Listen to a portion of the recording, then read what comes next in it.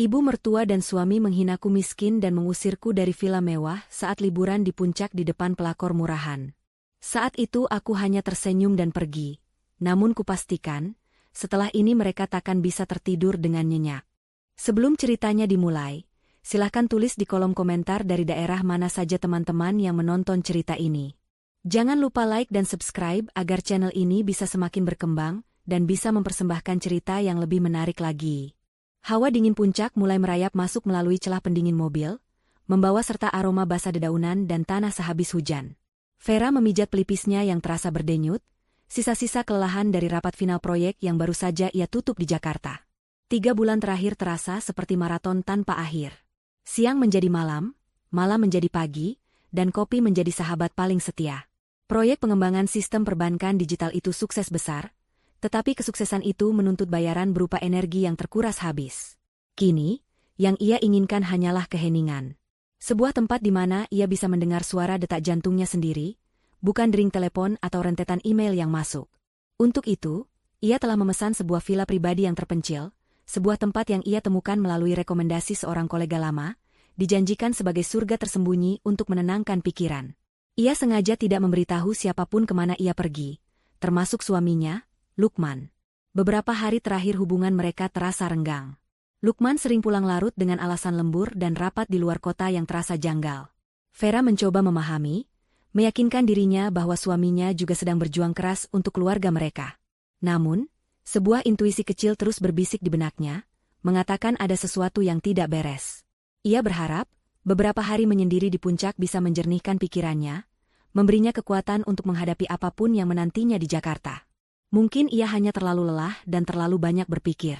Mungkin semua akan baik-baik saja. Mobilnya berbelok memasuki jalan kecil yang diapit oleh pepohonan rimbun. Sesuai petunjuk alamat, seharusnya inilah tempatnya. Gerbang kayu yang tinggi menjulang di hadapannya tampak tertutup rapat. Vera baru saja akan menelepon pengelola villa, ketika ia melihat sesuatu yang membuat jantungnya berhenti sejenak. Di area parkir tamu yang sedikit tersembunyi di balik semak bunga, terparkir sebuah sedan hitam metalik yang sangat ia kenali. Mobil itu milik Lukman. Kening Vera berkerut dalam. Untuk apa Lukman ada di sini? Di tempat antah berantah ini? Mungkinkah ini sebuah kebetulan yang luar biasa? Atau mungkinkah Lukman tahu ia akan ke sini dan ingin memberinya kejutan? Pertanyaan-pertanyaan itu berputar di kepalanya, menciptakan badai kebingungan dan kecemasan. Ia mencoba menepis pikiran buruk. Dengan sedikit harapan, ia mencoba mendorong gerbang kayu itu, dan ternyata tidak terkunci. Gerbang itu terbuka perlahan tanpa suara. Vera memarkirkan mobilnya di garasi yang luas. Ia melangkah turun dengan perasaan was-was. Saat ia berjalan menuju pintu utama villa yang megah, ia mendengar suara tawa dari dalam. Ada suara tawa berat Lukman, yang sangat ia hafal. Ada suara tawa melengking seorang wanita yang bukan dirinya. Dan ada suara tawa lain, suara seorang wanita parubaya yang terdengar penuh kemenangan. Seketika, harapan kecil di hatinya hancur berkeping-keping. Firasat buruknya selama ini ternyata benar. Kakinya terasa berat, tetapi ia memaksa dirinya untuk terus melangkah. Ia harus melihatnya dengan mata kepalanya sendiri. Ia membuka pintu kayu jati yang berat itu perlahan. Pintu itu juga tidak dikunci. Pemandangan di ruang keluarga adalah pemandangan yang merobek hatinya. Di sana, di atas sofa mewah, duduk suaminya, Lukman. Di sampingnya, seorang wanita muda berpenampilan glamor bernama Manda bersandar manja di bahunya. Dan di sofa tunggal di seberang mereka, duduk Ibu Yati, ibu mertuanya, menatap pasangan itu dengan senyum penuh restu. Di atas meja kopi, terhidang teh hangat dan beberapa piring kue, seolah mereka adalah keluarga bahagia yang sedang menikmati waktu liburan. Dunia Vera seakan runtuh. Pengkhianatan itu begitu nyata, begitu kurang ajar, dan dilakukan di depan mata ibunya sendiri. Ibu Yati adalah yang pertama menyadari kehadirannya. Senyum di wajahnya langsung lenyap, digantikan oleh tatapan kaget yang dengan cepat berubah menjadi jijik. "Ngapain kamu ada di sini? Mengganggu saja." Desisnya tajam, kata-katanya penuh kebencian. Lukman menoleh, dan wajahnya tidak menunjukkan rasa bersalah, hanya kekesalan murni karena ketenangannya terusik. Seolah Vera adalah serangga yang harus disingkirkan. Manda sendiri hanya menatap Vera dengan senyum tipis yang penuh kemenangan, seolah sedang menegaskan posisinya. "Vera, kenapa kamu bisa ada di sini?" tanya Lukman dengan nada dingin. Bukan pertanyaan karena khawatir, melainkan sebuah interogasi. Vera masih terpaku di ambang pintu, mencoba menyerap semua informasi menyakitkan itu. Aku memesan tempat ini untuk berlibur, jawab Vera dengan suara bergetar, sebuah kebohongan kecil untuk menutupi kebenaran yang lebih besar. Tawa Ibu Yati meledak, terdengar mengejek. Memesan tempat ini? Jangan bercanda kamu. Kamu bahkan tidak akan sanggup membayar sewanya untuk 1 malam. Lukman yang membawa kami ke sini. Dia bilang ini villa fasilitas dari kantornya. Tempat sebagus ini tidak mungkin bisa dijangkau oleh orang sepertimu. Cibirnya, setiap kata bagai cambuk. Lukman berjalan mendekati Vera. Wajahnya mengeras, penuh amarah. Aku tidak tahu bagaimana kamu bisa tahu tempat ini dan menyusul ke sini. Kamu memata-matai aku. Hah? Tuduhnya dengan kejam. Dengar, aku tidak peduli apa alasanmu. Sekarang, lebih baik kamu pergi. Pergi? Kamu berselingkuh di belakangku, bersama ibumu sendiri, dan kamu menyuruhku pergi? Tanya Vera, suaranya nyaris berbisik. Rasa sakit di dadanya begitu menyesakkan hingga ia sulit bernapas. Jangan membuat drama, Vera. Ini semua juga salahmu. Coba kamu lihat dirimu di cermin. Sekarang pergi, di sini sudah tidak ada tempat untukmu. Jangan permalukan aku di depan Manda. Lukman menarik lengan Vera dengan kasar, menyeretnya kembali ke arah pintu. Kekuatan cengkeramannya menyadarkan Vera dari keterkejutannya. Di titik itu, di tengah rasa sakit yang paling dalam, sesuatu di dalam dirinya berubah. Rasa sedihnya menguap, digantikan oleh ketenangan yang dingin dan menakutkan. Pikirannya menjadi jernih dan tajam. Ia menatap wajah Lukman, lalu beralih ke Ibu Yati yang tersenyum puas, dan terakhir ke Manda yang menatapnya dengan angkuh. Ia melihat mereka dengan jelas untuk pertama kalinya. Bukan sebagai keluarga, tetapi sebagai konspirator. Vera berhenti melawan tarikan Lukman. Ia berdiri tegak, melepaskan cengkraman tangan suaminya dari lengannya dengan gerakan pelan namun tegas. Ia merapikan pakaiannya yang sedikit kusut. Kemudian, ia mengangkat wajahnya dan menatap lurus ke mata Lukman. Sesuatu yang tak terduga terjadi. Sebuah senyuman tipis dan misterius terukir di bibirnya. Senyuman itu tidak menunjukkan kesedihan, kemarahan, atau kekalahan. Senyuman itu dingin, penuh perhitungan, dan menyimpan sebuah janji yang tak terucapkan. Lukman dan Ibu Yati sampai tertegun sejenak melihatnya. Mereka mengharapkan tangisan, teriakan, atau permohonan. Mereka tidak siap menghadapi senyuman itu. Oke, sayangku, bisik Vera dengan suara yang lembut namun terdengar jelas di keheningan yang canggung itu. Hanya 2 kata, tetapi syarat dengan makna yang tidak mereka pahami. Tanpa mengucapkan sepatah kata pun lagi, ia berbalik, melangkah keluar dari pintu dengan anggun, dan menutupnya dengan pelan di belakangnya. Di dalam, mereka bertiga saling berpandangan sejenak, bingung. Lalu, tawa mereka meledak, lebih keras dari sebelumnya. Mereka menertawakan reaksi aneh Vera, menganggapnya sebagai tanda bahwa wanita itu sudah gila atau sudah pasrah pada kekalahannya. Mereka merasa menang mutlak. Di luar, Vera berjalan dengan langkah mantap menuju mobilnya. Ia tidak menoleh ke belakang. Begitu masuk ke dalam mobil, pintu kedap suara meredam tawa mereka. Keheningan menyergap. Disinilah, di dalam kesendiriannya, ia membiarkan satu tetes air mata jatuh, mengalir di pipinya. Bukan air mata kesedihan, melainkan air mata perpisahan. Perpisahan dengan Vera yang lama. Air mata itu dihapusnya dengan cepat. Ia mengambil ponselnya dari dalam tas. Tangannya tidak gemetar sama sekali saat mencari sebuah nama di daftar kontaknya. Pak Toga, pengacara kepercayaan keluarganya. Panggilan itu tersambung pada dering pertama. Selamat sore, Bu Vera. Sapa suara tenang di seberang sana. Selamat sore, Pak Toga, jawab Vera, suaranya datar dan dingin seperti es. Lukman ada di alamat yang baru saja saya kirimkan. Bersama 2 orang lainnya. Hening sejenak. Pak Toga memahami nada bicara kliennya. Laksanakan rencana A, perintah Vera, matanya menatap lurus ke arah villa di hadapannya, tempat pengkhianatan itu masih berlangsung. Besok pagi. Matahari pagi menembus jendela-jendela besar villa, menebarkan cahaya keemasan di atas perabotan mewah. Udara pagi itu terasa segar dan bersih, tetapi suasana di dalam villa justru dipenuhi oleh kepuasan yang sombong. Lukman, Ibu Yati, dan Manda sedang menikmati sarapan mereka di teras belakang yang menghadap langsung ke taman bunga yang terawat sempurna. Mereka bertiga merasa seperti raja dan ratu yang telah berhasil menyingkirkan pengganggu dari istana mereka. Tawa dan obrolan mereka terdengar riang, kontras dengan kepergian Vera yang hening kemarin sore. Lukman, Ibu benar-benar bangga padamu, kata Ibu Yati sambil mengoleskan selai ke rotinya. Akhirnya kamu sadar juga dan memilih wanita yang sepadan. Lihat Manda, cantik, berkelas, dari keluarga terpandang. Tidak seperti Vera, yang tidak jelas asal-usulnya dan hanya bisa jadi beban. Ibu Yati melirik Manda dengan tatapan penuh persetujuan, seolah Manda adalah menantu idamannya sejak dulu. Manda tersenyum manis, senyum yang dilatih untuk memancarkan pesona dan kepolosan palsu. Tante bisa saja. Aku hanya ingin Lukman bahagia, katanya sambil melirik Lukman dengan manja. Lukman, yang egonya sedang melambung tinggi, tertawa bangga. Sudah kubilangkan, Bu, aku tahu mana yang terbaik. Villa ini juga bukti kerja kerasku. Perusahaan sangat menghargaiku sampai memberikan fasilitas seperti ini, katanya, mengarang cerita dengan begitu lancar. Ia percaya sepenuhnya pada kebohongannya sendiri. Baginya, Vera sudah menjadi masa lalu. Wanita lemah yang dengan mudah ia singkirkan.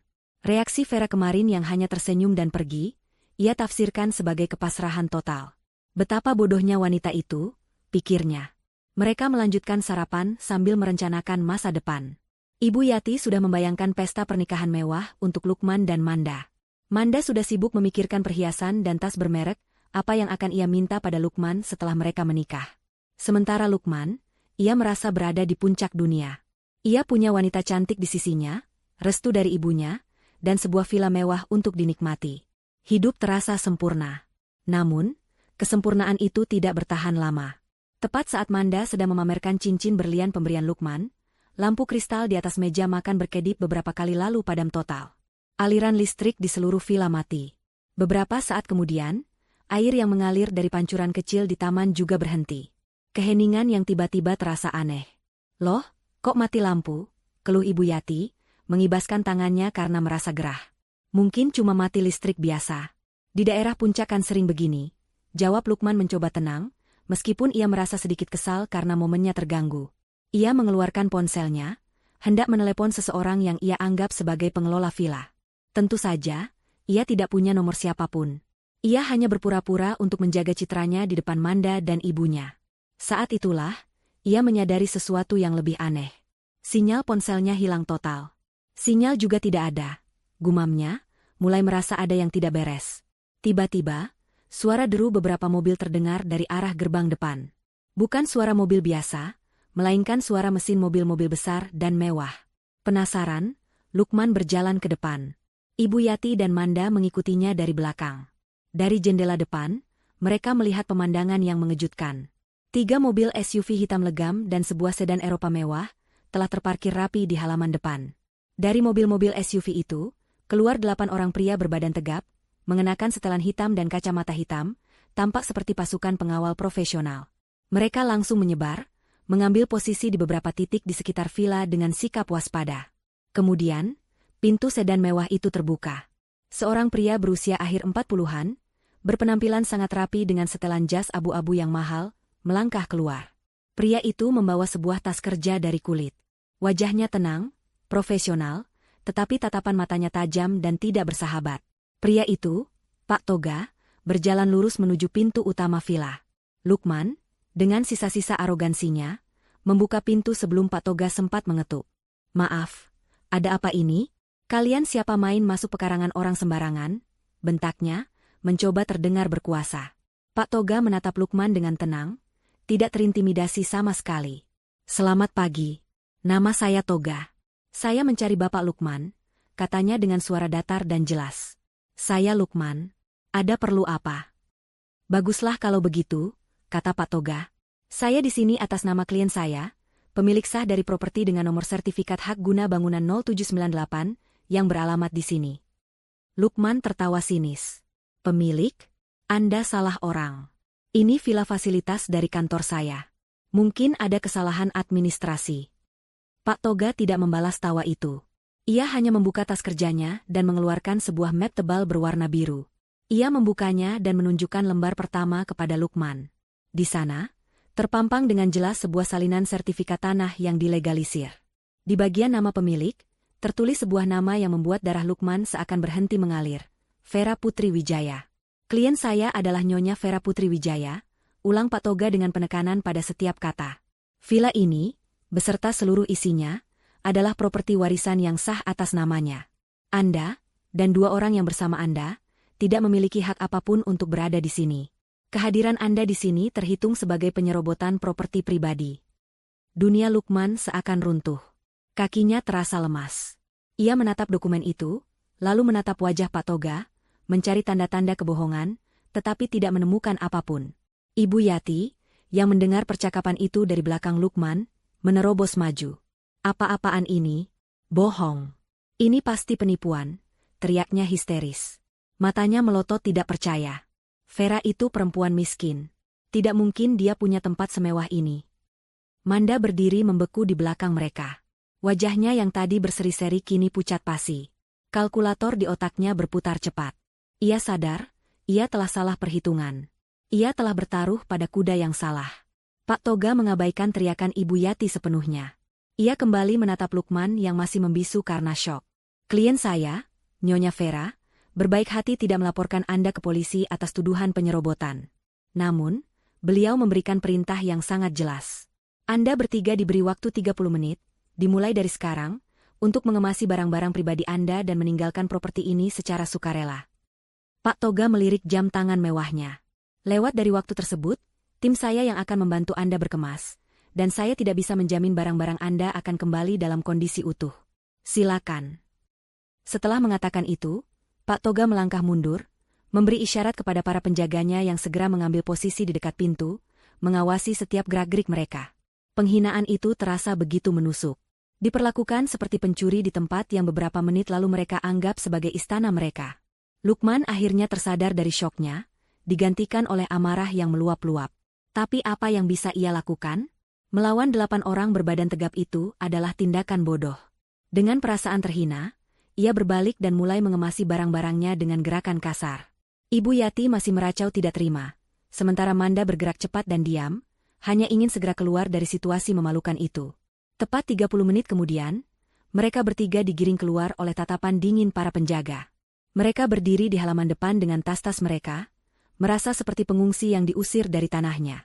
Saat itulah, sebuah mobil sport berwarna merah metalik meluncur mulus memasuki gerbang yang terbuka. Mobil itu berhenti tak jauh dari mereka. Semua mata tertuju pada mobil itu. Pintu mobil terbuka, dan sesosok wanita melangkah keluar. Itu adalah Vera. Tapi ini bukan Vera yang mereka kenal.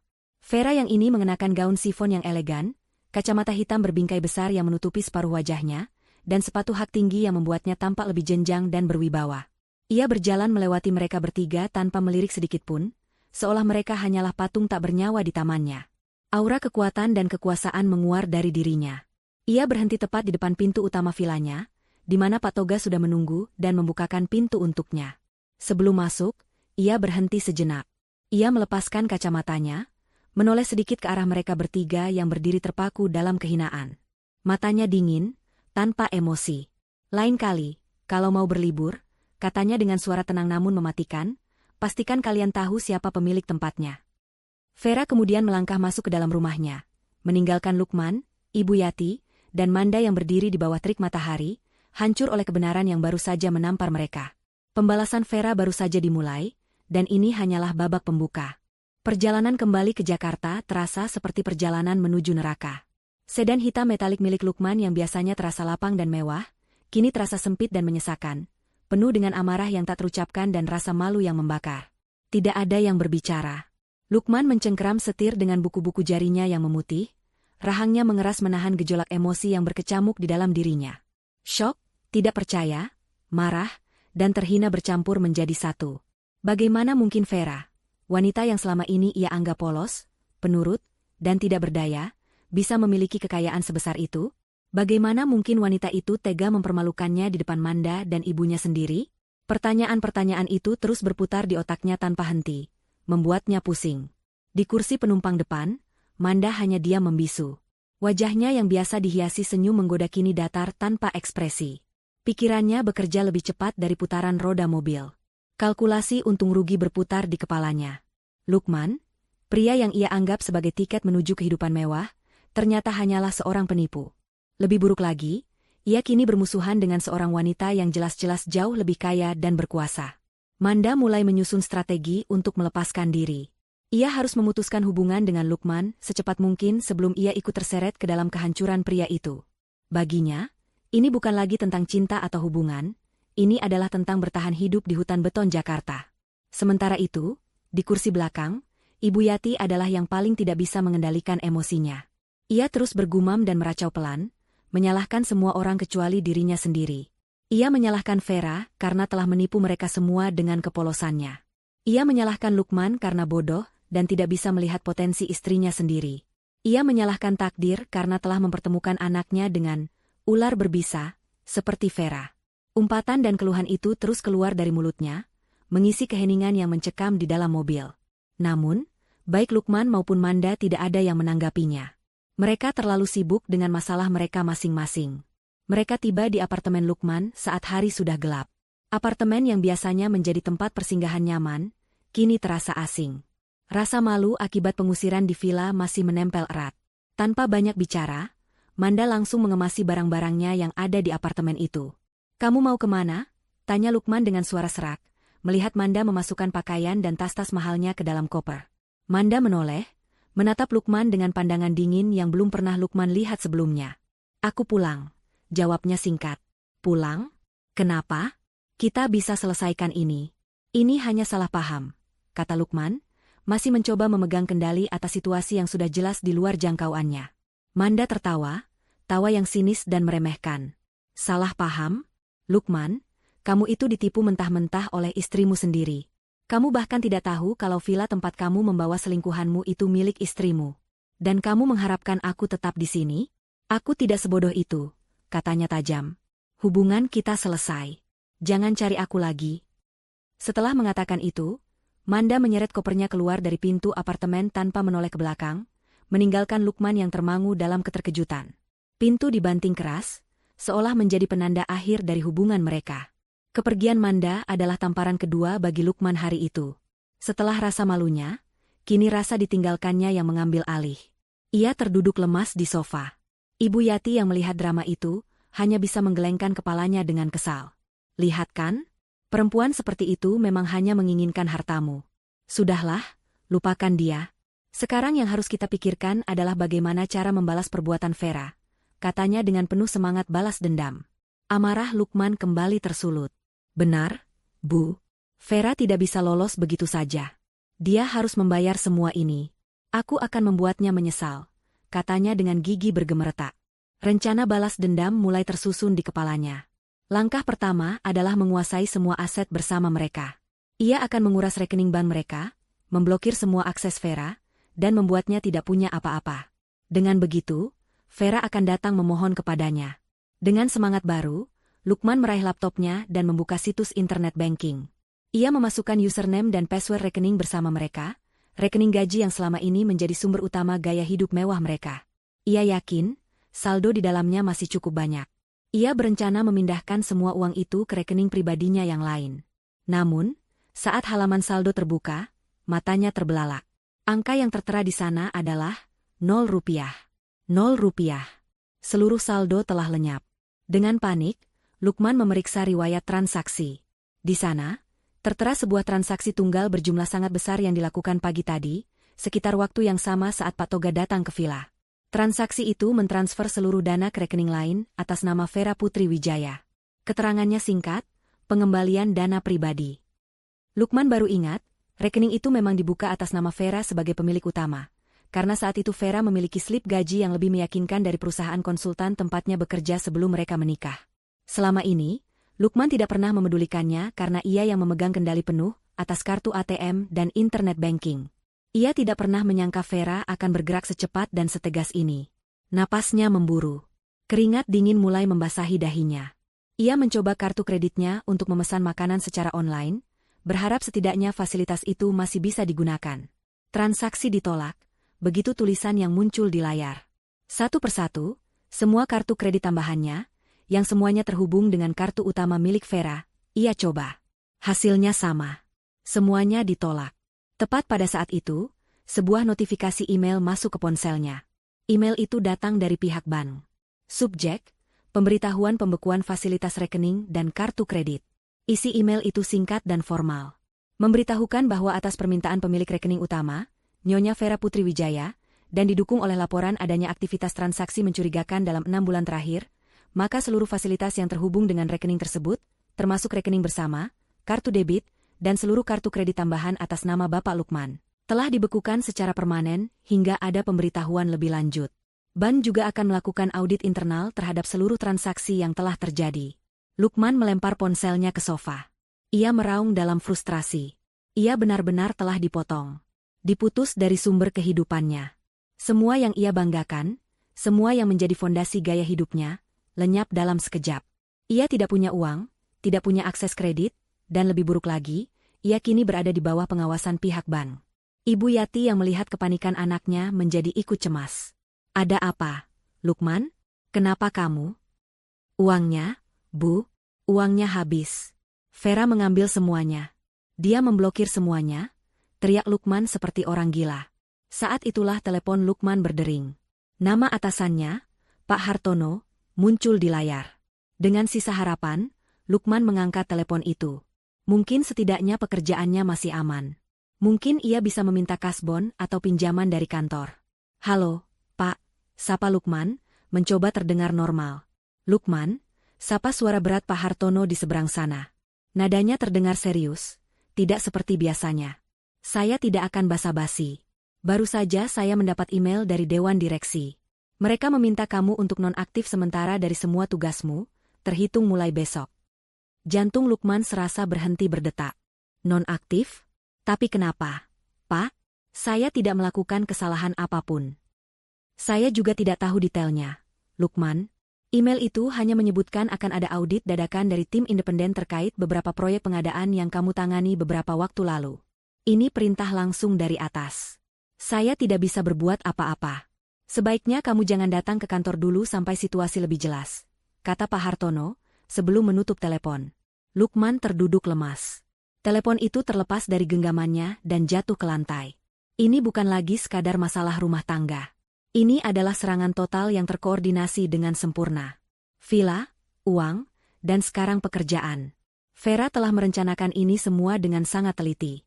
Senyuman misterius Vera kemarin kini terasa begitu menakutkan. Itu bukanlah senyum kekalahan. Itu adalah senyum predator yang telah berhasil menjebak mangsanya. Lukman sadar, ia telah meremehkan istrinya. Dan kini, ia akan membayar mahal untuk kesalahan itu. Kabar penonaktifan Lukman menyebar di lingkungan kantornya, seperti api di musim kemarau. Bisik-bisik dan spekulasi mulai terdengar di setiap sudut ruangan. Lukman, yang selama ini dikenal sebagai manajer yang berprestasi, ambisius, dan sedikit arogan, tiba-tiba menjadi buah bibir. Statusnya yang menggantung membuatnya tidak bisa berbuat apa-apa.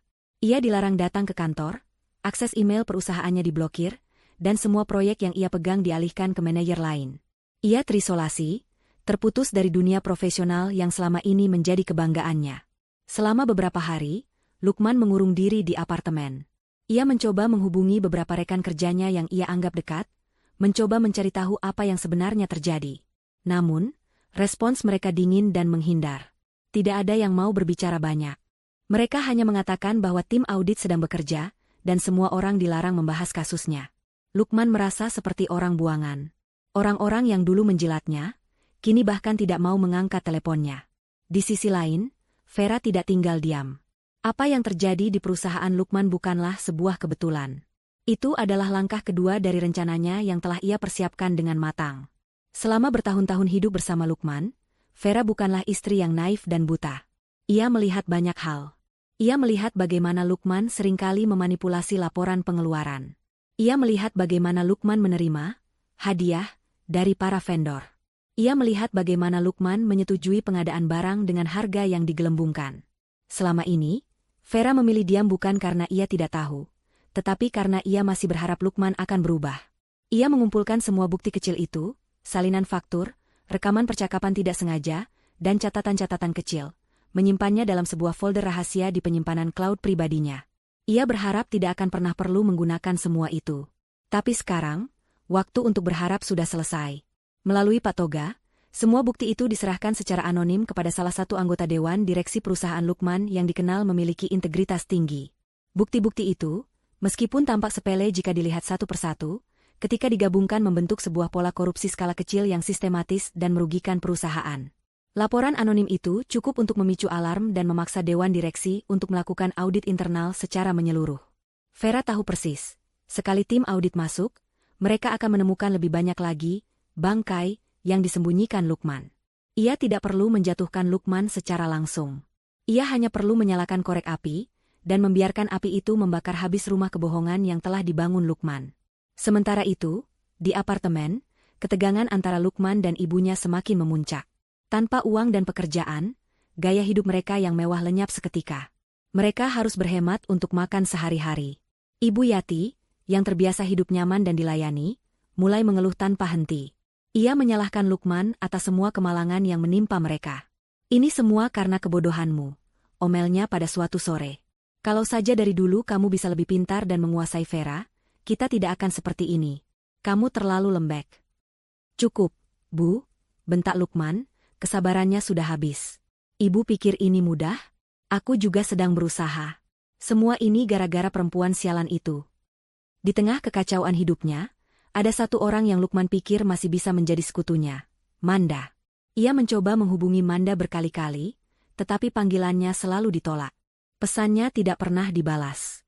Lukman, dalam keputusasiannya, memutuskan untuk mendatangi apartemen Manda.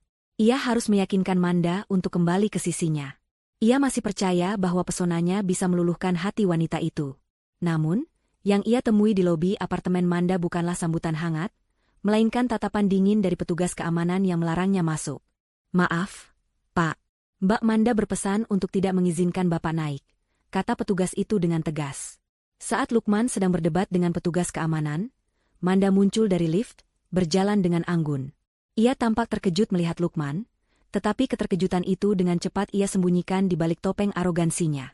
Manda, kita perlu bicara, kata Lukman, suaranya memohon. Tidak ada yang perlu dibicarakan, Lukman. Sudah kubilang, hubungan kita selesai, jawab Manda dingin, bahkan tanpa menatapnya. Tapi aku butuh bantuanmu. Setidaknya, beri aku sedikit pinjaman. Aku janji akan mengembalikannya begitu masalahku selesai, pinta Lukman, menelan harga dirinya dalam-dalam. Manda berhenti, akhirnya menoleh dan menatap Lukman dari ujung rambut hingga ujung kaki dengan pandangan merendahkan. Pinjaman? Kamu pikir aku ini ban? Dengar ya, Lukman.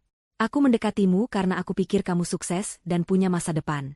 Ternyata, kamu hanya parasit yang hidup dari kekayaan istrimu. Sekarang setelah semuanya hilang, kamu tidak ada harganya lagi bagiku, katanya dengan kejam. Kata-kata Manda menusuk tepat di jantung Lukman. Namun, Manda belum selesai. Ia mendekat dan berbisik di telinga Lukman. Asal kamu tahu saja, aku sudah mencoba menghubungi Vera. Aku menawarkan kerjasama untuk menjatuhkanmu lebih dalam, dengan imbalan sejumlah uang tentunya. Aku punya banyak bukti tentang kebusukanmu. Mata Lukman terbelalak ngeri. Ia tidak menyangka Manda bisa selicik itu. Manda tersenyum melihat ekspresi Lukman. Tapi sayangnya, istrimu itu lebih pintar dari yang aku kira. Dia menolak tawaranku mentah-mentah. Manda kemudian tertawa kecil. Dia bilang, kenapa aku harus membayarmu? Semua buktinya sudah ada di tanganku. Termasuk rekaman pembicaraan kita saat ini. Setelah menjatuhkan bom terakhir itu, Manda berjalan pergi meninggalkan Lukman yang berdiri mematung, benar-benar hancur. Ia tidak hanya kehilangan Manda, tetapi ia juga baru sadar bahwa setiap gerakannya seolah sudah dibaca oleh Vera. Vera tidak hanya selangkah di depannya, tetapi ia seperti sedang memainkan sebuah permainan catur di mana Vera sudah tahu semua langkah yang akan ia ambil. Ia merasa bodoh, tidak berdaya, dan benar-benar sendirian.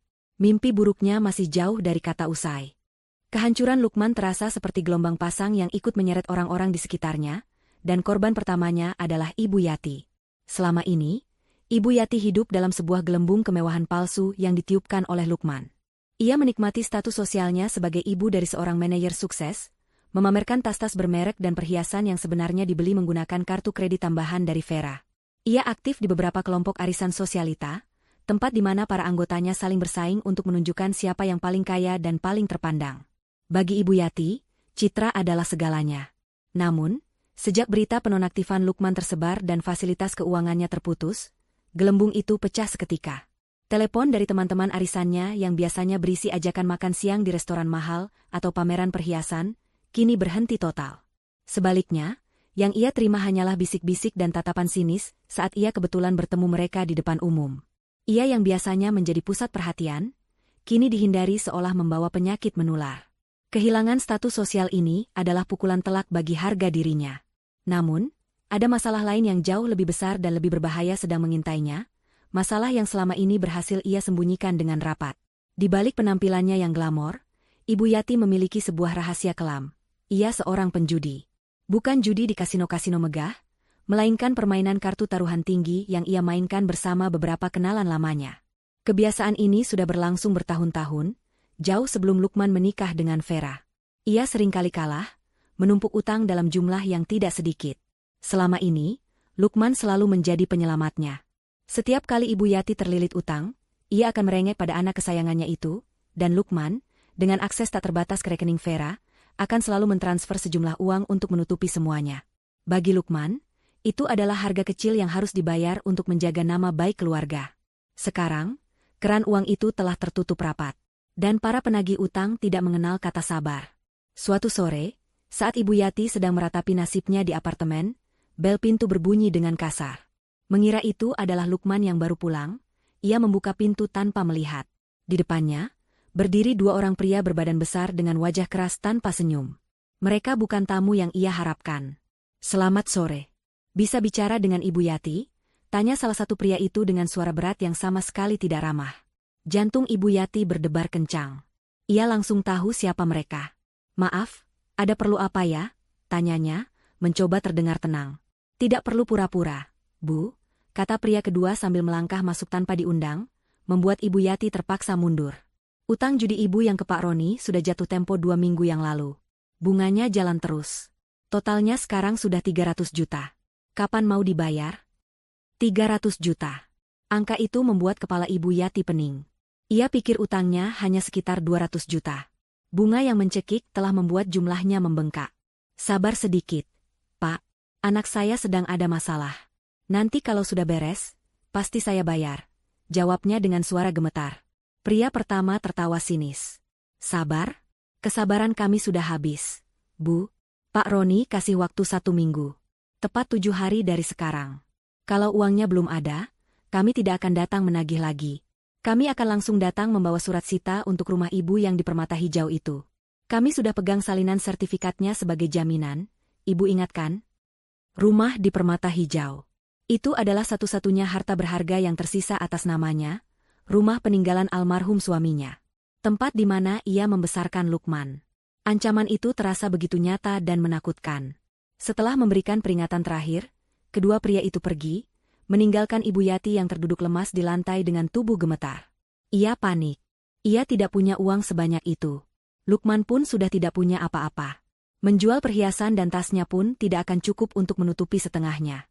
Dalam keputusasaannya, hanya ada satu nama yang terlintas di benaknya, Vera. Meskipun ia membenci menantunya itu, ia tahu Vera adalah satu-satunya orang yang mungkin bisa menolongnya. Dengan menelan semua harga dirinya, ia memutuskan untuk mencari Vera. Ia akan memohon, bersujud jika perlu, demi menyelamatkan rumahnya. Ia mencoba mendatangi apartemen lama tempat Vera dan Lukman pernah tinggal, tetapi tetangga mengatakan apartemen itu sudah kosong. Ia mencoba mencari tahu alamat kantor lama Vera, tetapi perusahaan itu mengatakan Vera sudah lama mengundurkan diri. Ibu Yati hampir menyerah, sampai ia teringat sesuatu. Dulu, Vera pernah bercerita sekilas tentang yayasan sosial yang dikelola oleh almarhum ayahnya. Yayasan Wijaya Bakti. Dengan sisa tenaganya, ia mencari alamat yayasan itu di internet. Setibanya di sana, ia terkejut. Yayasan itu menempati sebuah gedung kecil yang sederhana namun sangat rawat di kawasan Jakarta Selatan. Suasananya tenang dan damai. Ia masuk dan bertanya pada resepsionis, apakah ia bisa bertemu dengan Vera. Resepsionis itu menatapnya dengan sopan. "Maaf, Bu. Ibu Vera sedang tidak ada di tempat." "Kalau begitu, apa saya bisa meminta alamat rumah orang tuanya? Ini sangat penting. Menyangkut keluarga," desak Ibu Yati, mencoba memancing simpati. Resepsionis itu tersenyum tipis. "Setahu saya, keluarga Wijaya sudah lama pindah ke luar negeri, Bu. Sejak sebelum Pak Wijaya meninggal. Rumah lama mereka di sini sudah lama dikosongkan. Tapi Neng Vera memang sesekali datang ke rumah itu untuk mengecek. Biasanya untuk keperluan yayasan juga." Kepala Ibu Yati terasa seperti dihantam palu. Pindah ke luar negeri? Mendiang ayah? Wijaya? Jadi nama keluarga Vera adalah Wijaya? Nama yang sama dengan nama jalan-jalan utama dan kompleks bisnis paling elit di Jakarta? Selama ini, ia menikahkah anaknya dengan siapa? Kepanikan karena utangnya sejenak terlupakan, digantikan oleh syok realisasi yang jauh lebih besar. Ia baru sadar, selama bertahun-tahun ia tinggal satu atap dengan menantu perempuan yang latar belakangnya sama sekali tidak ia ketahui. Ia telah menghina dan merendahkan seorang wanita yang mungkin berasal dari keluarga yang jauh lebih terpandang daripada semua teman sosialitanya jika digabungkan. Kebodohannya terasa begitu nyata dan menyesakan. Ia meninggalkan gedung yayasan itu dengan langkah gontai, merasa kalah bahkan sebelum sempat berperang. Di sebuah ruang kerja yang luas dan minimalis di puncak gedung pencakar langit, Vera menatap hamparan lampu kota Jakarta yang mulai menyala. Ini adalah dunianya yang sebenarnya. Dunia yang ia bangun sendiri, terpisah dari bayang-bayang nama besar keluarganya. Ia bukanlah sekadar pewaris.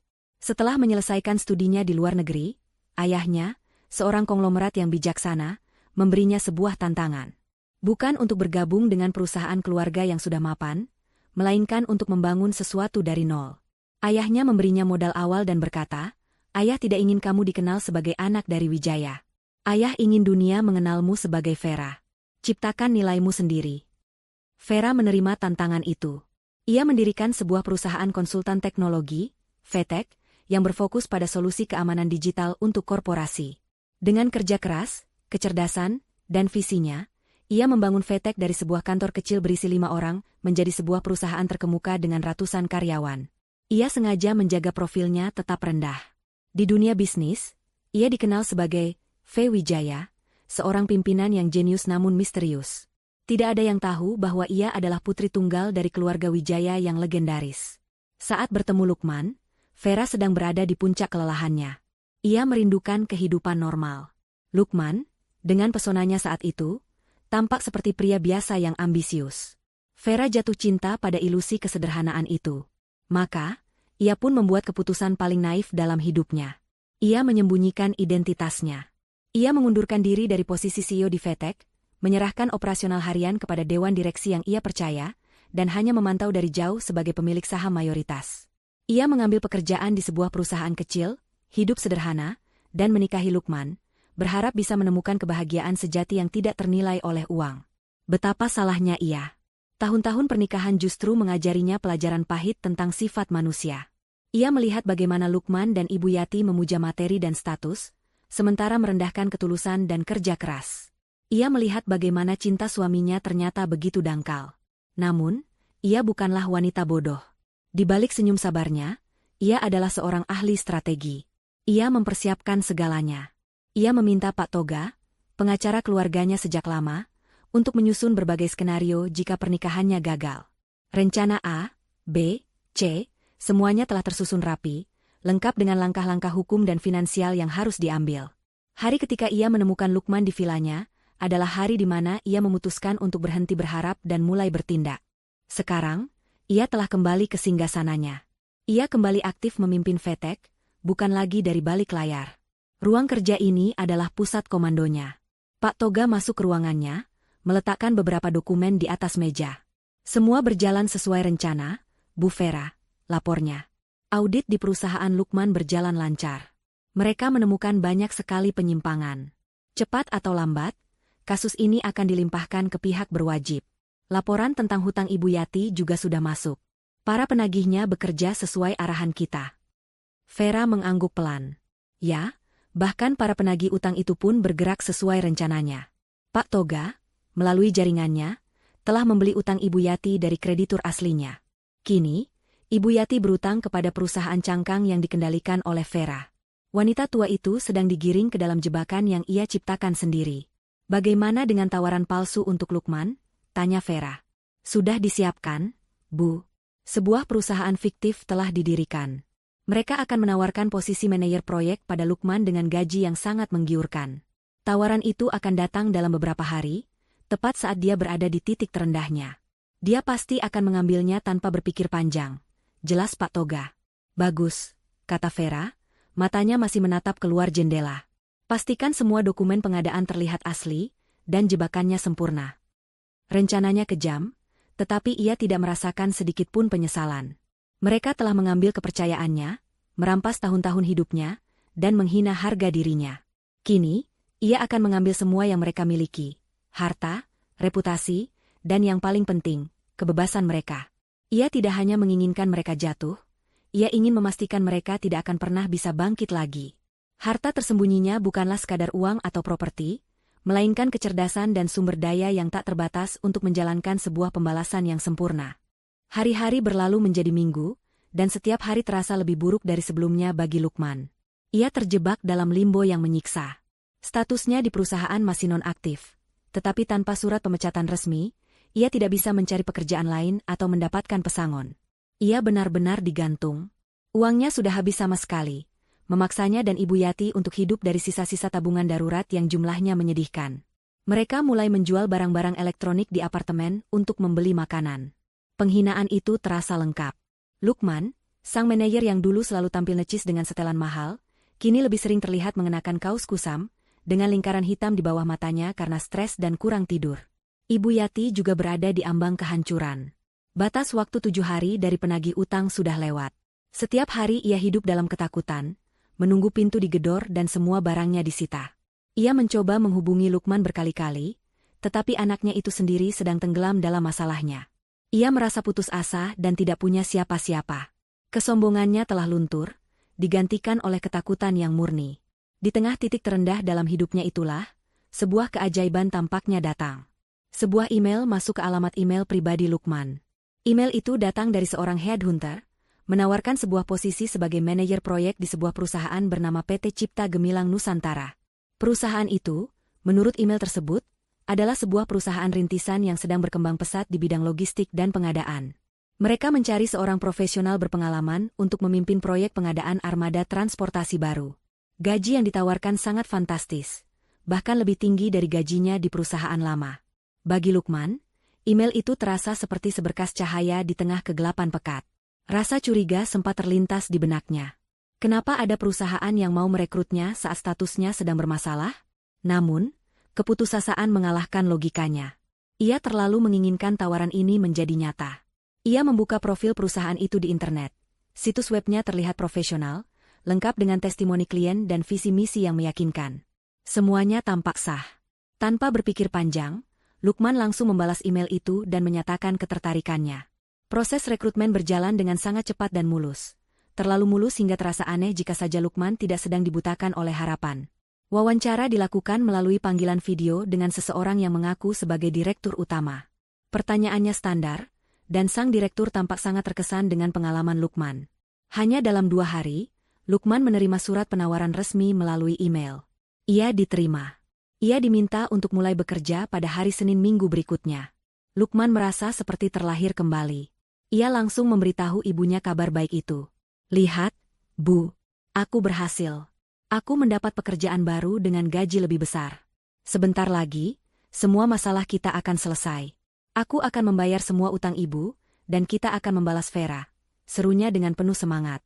Ibu Yati menangis haru, memeluk anaknya. Secercah harapan akhirnya kembali menerangi hidup mereka yang suram.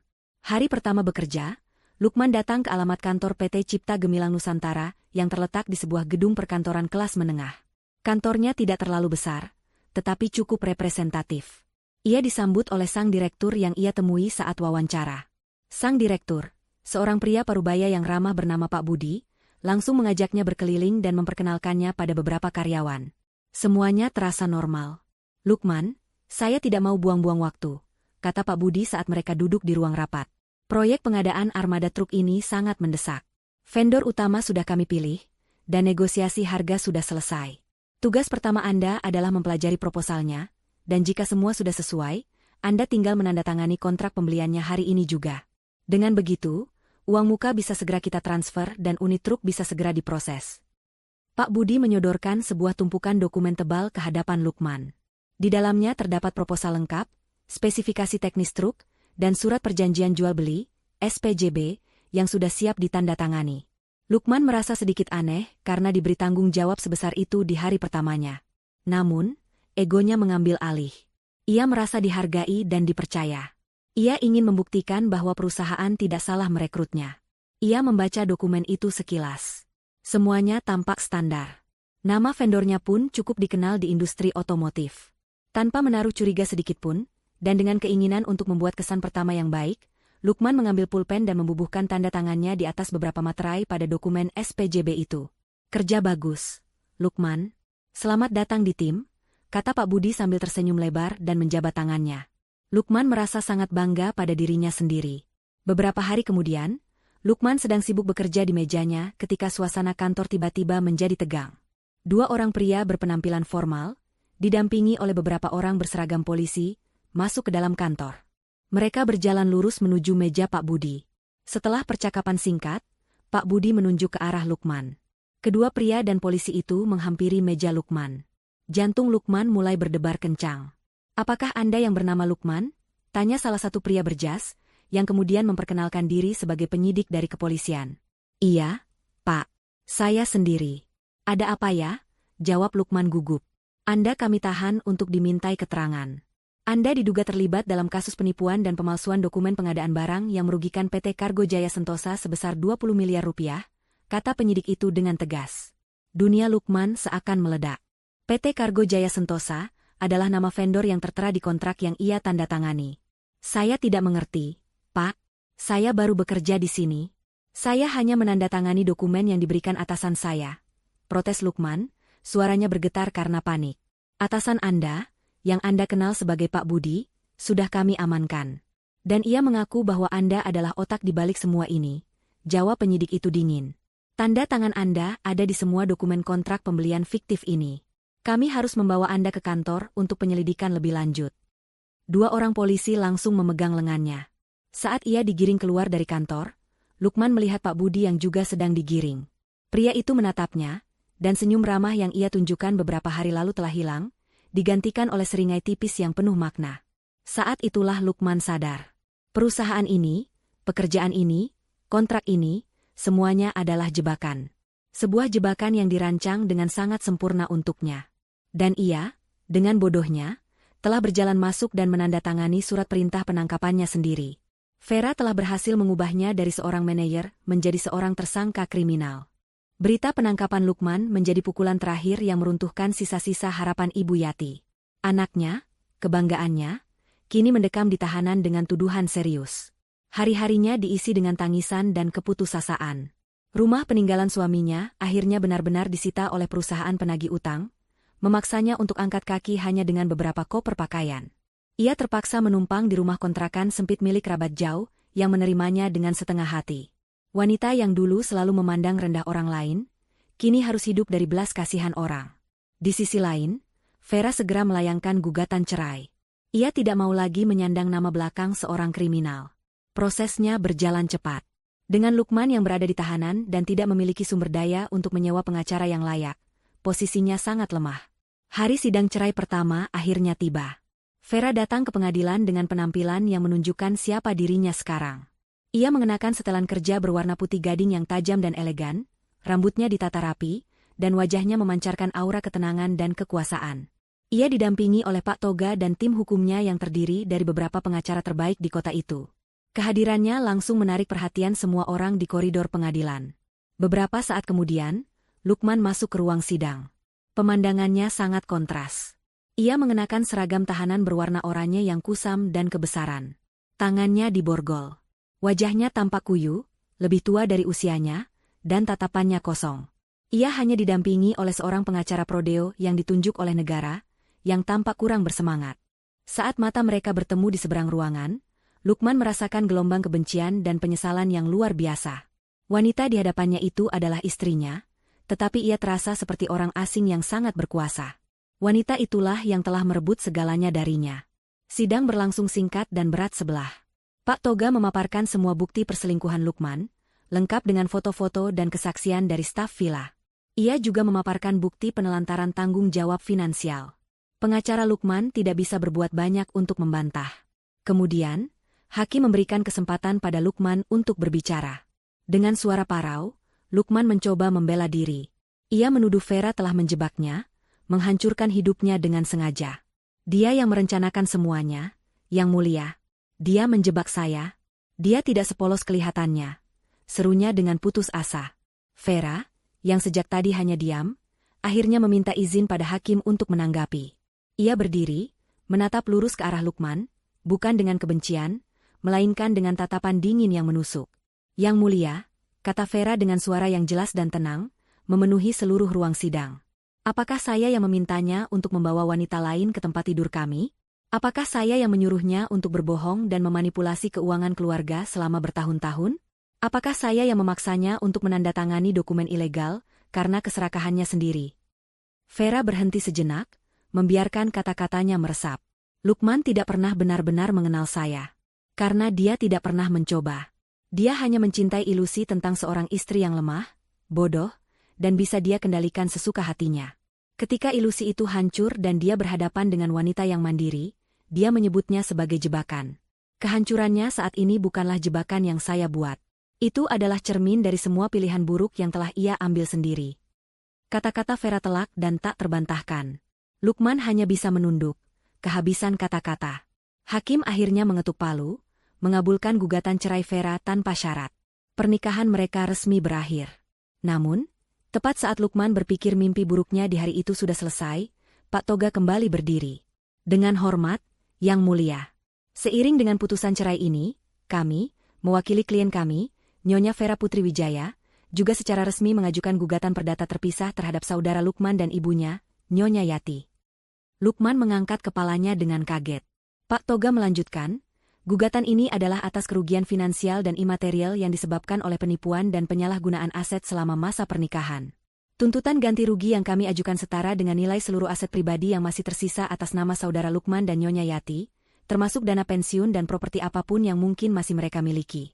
Kami ingin memastikan klien kami mendapatkan kembali semua yang telah dicuri darinya. Itulah paku terakhir di peti mati Lukman. Vera tidak hanya menceraikannya. Ia memastikan bahwa bahkan jika Lukman suatu saat bebas dari penjara, ia akan keluar sebagai orang yang tidak memiliki apa-apa, bahkan tidak sepeser pun. Vera tidak hanya menginginkan perpisahan, ia menginginkan pemusnahan total. Setelah berhasil menceraikan Lukman dan memastikan pria itu akan kehilangan segalanya, fokus Vera kini beralih pada bidat terakhir di papan caturnya, Manda. Selama ini, Manda seolah berhasil lolos dari kehancuran yang menimpa Lukman dan Ibu Yati. Setelah meninggalkan Lukman, ia dengan cepat kembali ke perburuannya, mencari mangsa baru di kalangan pria-pria kaya Jakarta. Ia menganggap insiden dengan Lukman hanyalah sebuah kesalahan investasi kecil. Dengan kecantikan dan kelihayannya, ia yakin bisa dengan mudah menemukan pengganti yang lebih baik. Dalam waktu singkat, ia berhasil mendekati seorang pengusaha muda yang sedang naik daun, anak dari seorang pejabat terpandang. Hubungan mereka berjalan cepat, dan kabar pertunangan mereka pun mulai beredar di kalangan elit. Manda merasa ia telah memenangkan lotre. Ia akan segera menikah dengan pria yang jauh lebih kaya dan berkuasa daripada Lukman. Pesta pertunangannya digelar dengan sangat mewah di sebuah hotel bintang 5. Manda mengenakan gaun rancangan desainer ternama, berdiri anggun di samping calon suaminya, menyalami tamu-tamu penting dengan senyum kemenangan. Ia merasa berada di puncak dunia, semua mata tertuju padanya. Ia telah berhasil menghapus jejak masa lalunya, dan siap memulai hidup baru yang gemilang. Namun, Vera adalah seorang ahli strategi yang tidak pernah meninggalkan pekerjaan setengah selesai. Ia telah menunggu saat yang paling tepat untuk menjatuhkan Manda, yaitu saat Manda berada di titik tertinggi dalam hidupnya, sehingga jatuhnya akan terasa lebih sakit dan lebih memalukan. Di tengah kemeriahan pesta, tiba-tiba layar proyektor raksasa di belakang panggung pelaminan, yang seharusnya menampilkan foto-foto romantis Manda dan tunangannya, berubah menjadi hitam. Musik berhenti. Semua tamu menoleh ke arah panggung dengan bingung. Kemudian, layar itu menyala kembali, menampilkan sebuah video. Adegan pertama adalah kompilasi rekaman CCTV dari berbagai lobi hotel, restoran mewah, hingga area parkir. Di setiap rekaman, terlihat jelas sosok Manda yang sedang bermesraan dengan Lukman. Tanggal dan waktu tertera di sudut layar, membuktikan bahwa semua itu terjadi saat Lukman masih berstatus suami sah Vera. Para tamu mulai berbisik-bisik, suasana pesta yang tadinya meriah berubah menjadi canggung. Wajah Manda pucat pasi, sementara tunangannya menatap layar dengan ekspresi kaget dan marah. Video berlanjut. Adegan berikutnya adalah rekaman suara yang sangat jernih. Itu adalah rekaman percakapan telepon saat Manda menghubungi Vera, menawarkan untuk menjual semua rahasia Lukman demi sejumlah uang. Aku bisa membantumu menghancurkannya, asal kamu mau membayarku. Begitu suara licik Manda terdengar menggema di seluruh ruangan ballroom. Para tamu kini tidak lagi berbisik. Mereka menatap Manda dengan pandangan jijik. Sebagai penutup, video itu menampilkan cuplikan kesaksian Manda di sidang cerai Vera dan Lukman, di mana ia dengan lantang menyalahkan semua perbuatan jahat kepada Lukman untuk menyelamatkan dirinya sendiri. Video berakhir dengan sebuah tulisan sederhana di layar hitam, beberapa orang akan melakukan apa saja demi uang.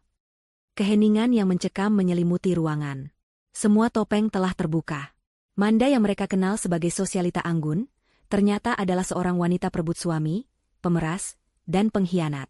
Tunangannya, dengan wajah merah padam karena menahan malu dan amarah, melepaskan genggaman tangannya dari Manda dengan kasar. Di depan ratusan tamu, ia menarik cincin pertunangan dari jari Manda dan melemparkannya ke lantai. Hubungan kita selesai. Jangan pernah tunjukkan wajahmu lagi di hadapanku, perempuan murahan, teriaknya sebelum berjalan turun dari panggung dan meninggalkan pesta. Ayah sang tunangan yang merupakan seorang pejabat, segera memerintahkan ajudannya untuk mengusir Manda dari acara tersebut. Manda berdiri membeku di atas panggung, sendirian, di bawah sorotan lampu dan tatapan menghakimi dari ratusan pasang mata. Reputasinya, masa depannya, dan semua impiannya hancur berkeping-keping dalam waktu kurang dari 5 menit. Video itu dengan cepat menjadi viral, menyebar di semua platform media sosial dan portal berita gosip. Dalam semalam, nama Manda menjadi simbol dari seorang pelakor licik. Ia kehilangan segalanya, calon suami, status sosial, dan harga diri. Tidak ada lagi pria kaya yang mau mendekatinya. Ia menjadi paria di lingkungan yang dulu memujanya. Untuk bertahan hidup, ia terpaksa menjual semua barang-barang mewahnya dan mengambil pekerjaan serabutan yang jauh dari gaya hidup glamornya. Beberapa bulan kemudian, di sebuah kafe sederhana tempat ia bekerja sebagai pelayan, takdir mempertemukannya kembali dengan sumber kehancurannya. Seorang pelanggan wanita yang tampak sangat elegan duduk di salah satu meja. Saat Manda datang untuk mencatat pesanan, wanita itu mengangkat wajahnya. Itu adalah Vera, yang sedang bertemu dengan beberapa teman sosialitanya. Vera menatapnya, bukan dengan kebencian, melainkan dengan tatapan tenang yang datar. Lalu, senyum tipis tersungging di bibirnya. "Tolong pesankan saya kopi paling pahit yang ada di sini." "Ya," kata Vera dengan suara lembut namun jelas. Seperti takdir beberapa orang. Manda hanya bisa menunduk, gemetar menahan tangis dan rasa malu, saat ia mencatat pesanan wanita yang telah mengambil segalanya darinya, dan melakukannya tanpa sedikitpun mengotori tangannya sendiri. 2 tahun telah berlalu. Musim telah berganti, dan luka telah memudar, digantikan oleh kedewasaan dan kedamaian. Vera kembali ke Villa Damai di Puncak. Namun kali ini, ia tidak datang untuk melarikan diri dari masalah, melainkan untuk merayakan kehidupan. Villa itu telah ia renovasi total. Kini terasa lebih terbuka, lebih terang, dan lebih hidup. Taman bunganya semakin rimbun, dan di halaman belakang, ia membangun sebuah perpustakaan kecil dan area bermain untuk anak-anak. Hari itu, villa tersebut dipenuhi oleh suara tawa riang. Bukan tawa orang-orang serakah, melainkan tawa anak-anak dari Yayasan Wijaya Bakti. Vera menggelar acara akhir pekan amal, mengundang anak-anak asuh dari yayasannya untuk berlibur, belajar, dan bermain. Ia berdiri di balkon, di tempat yang sama di mana ia pernah diusir dengan hina, memandang puluhan anak yang berlarian di tamannya dengan senyum tulus di wajahnya. Pembalasannya telah selesai sejak lama, tetapi yang ia temukan pada akhirnya bukanlah kepuasan dari melihat musuh-musuhnya hancur, melainkan kebahagiaan dari membangun sesuatu yang baru dan berarti.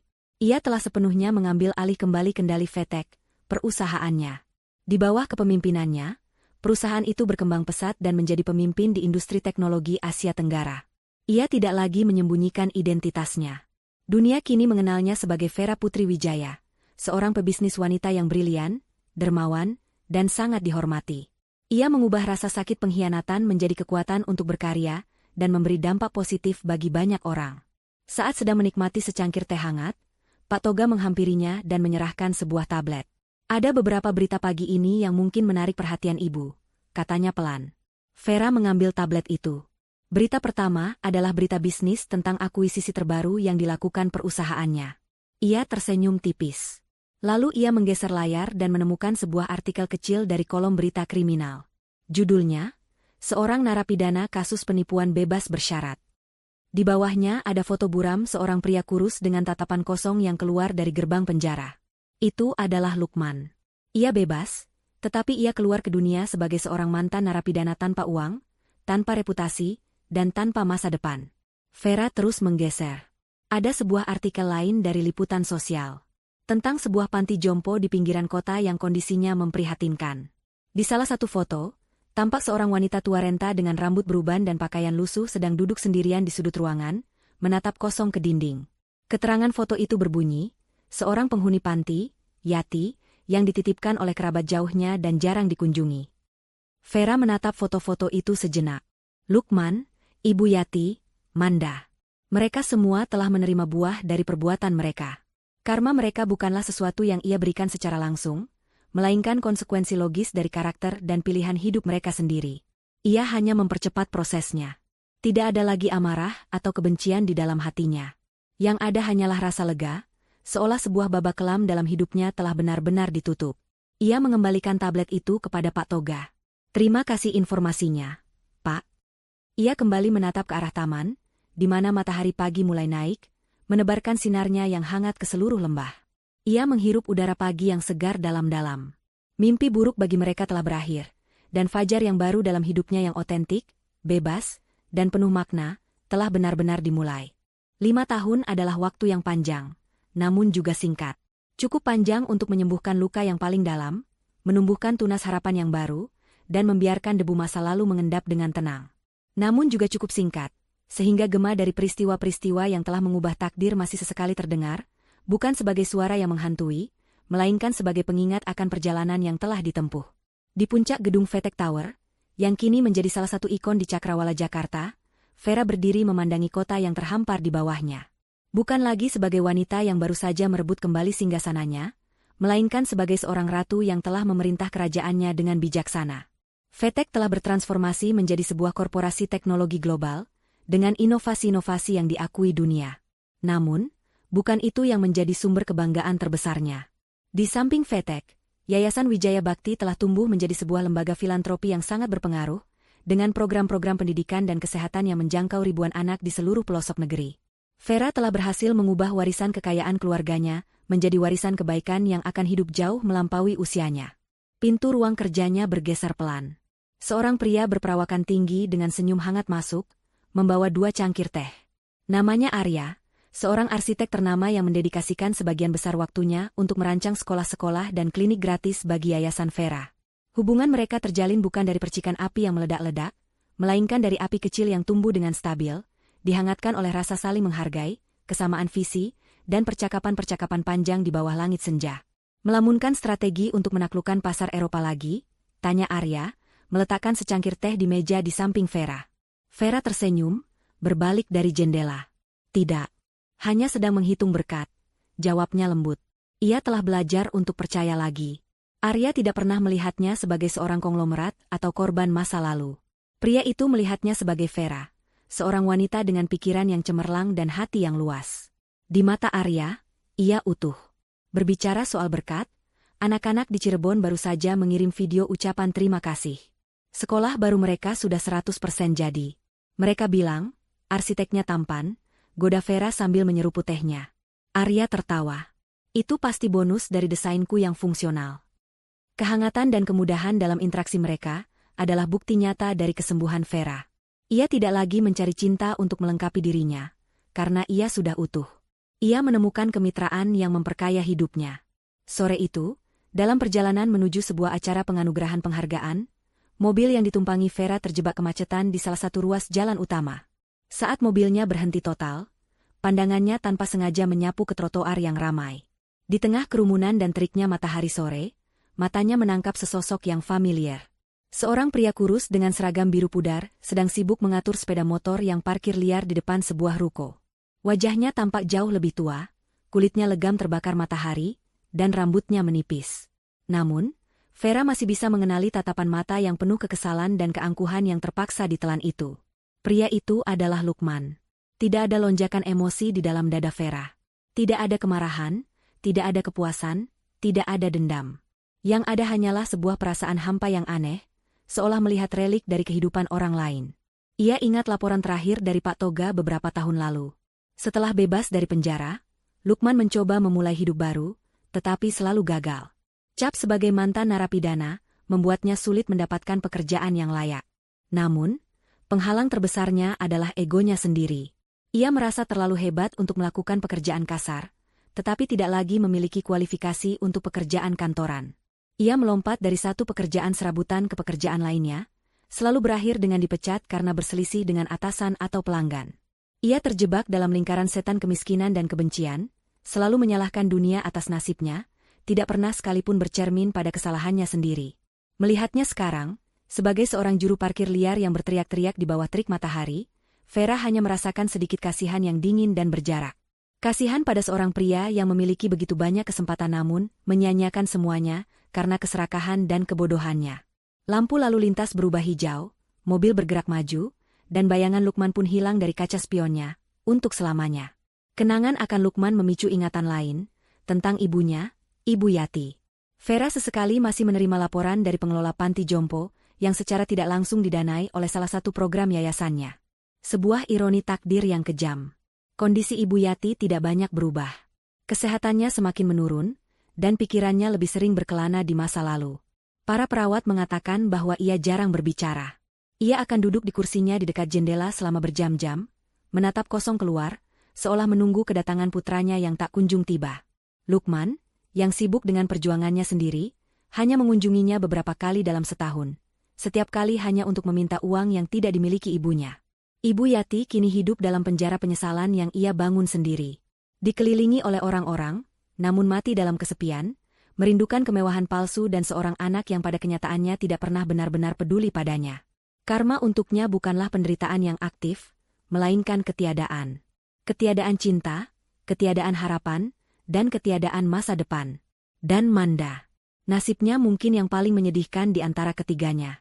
Skandal pertunangannya telah menghancurkan satu-satunya aset yang ia miliki, reputasi dan pesonanya. Di dunia sosialita Jakarta yang kejam, tidak ada kesempatan kedua untuk kasus seperti itu. Namanya menjadi sebuah lelucon.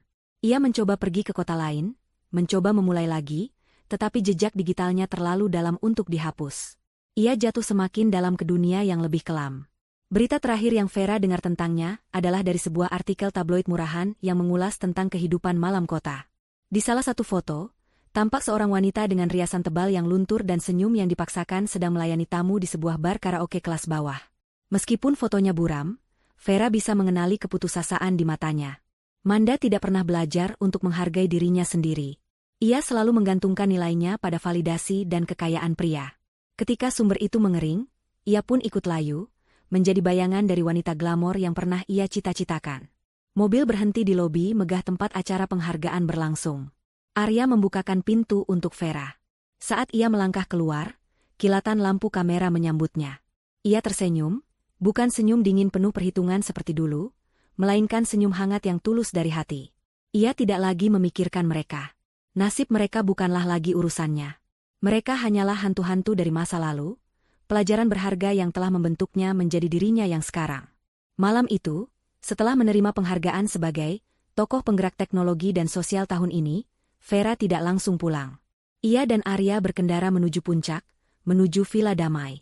Villa itu kini terasa seperti rumah yang sesungguhnya. Mereka duduk di teras belakang, di bawah langit yang bertaburan bintang. Udara terasa sejuk, dan suara jangkrik menjadi musik latar yang menenangkan.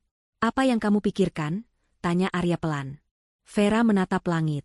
"Aku berpikir tentang takdir, tentang pilihan, dan tentang bagaimana satu keputusan bisa mengubah segalanya," katanya. "Dulu, aku pikir kebahagiaan itu adalah dicintai oleh orang lain. Sekarang, aku tahu, kebahagiaan sejati adalah mampu mencintai diri sendiri, cukup untuk tidak membiarkan siapapun merusaknya." Ia telah memenangkan perangnya, tetapi kemenangan terbesarnya bukanlah saat melihat musuh-musuhnya jatuh. Kemenangan sejatinya adalah saat ini, di mana ia bisa duduk dalam damai, di samping orang yang menghargainya, dan melihat masa depan yang cerah bukan sebagai sesuatu yang harus direbut, melainkan sebagai sesuatu yang ia ciptakan sendiri. Fajar yang baru itu telah lama tiba, dan kini, ia menikmati siang yang indah dari kehidupannya.